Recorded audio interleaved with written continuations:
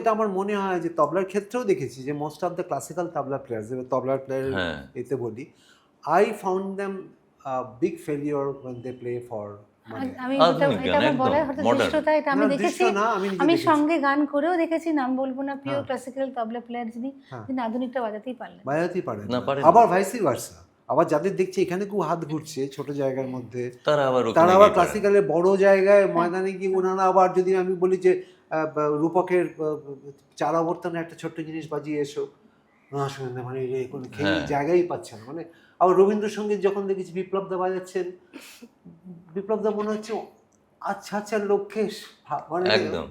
মানে ওনার সাবজেক্ট, মানে আমার মনে হয় প্রতিটাই সন্ধ্যাদি, সাবজেক্টিভ।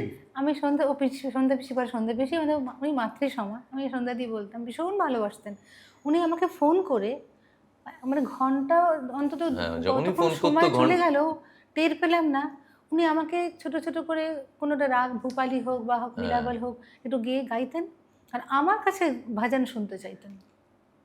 সেদিন সকালে কি রাগ করেছে সেটা খানিকক্ষণ শোনালো, ওই যেটা ঘন্টা খানেক তো হ্যাঁ। ফোনে কথা, মানে ফোন গল্প তো করলে গল্প এক করছেন, ঘন্টা কি মিনিমাম। উনি তো রাগ দেখুন ডেমনস্ট্রেশন দিচ্ছেন। কখনো কখনো আর ইংলিশ আমি গানও তোমার গাইতো। এই চ্যানেলে তুমি এটা গেয়েছিলে, আমি শুনেছি, তুমি কি করে গাইলে বলো তো ওটা, হ্যাঁ।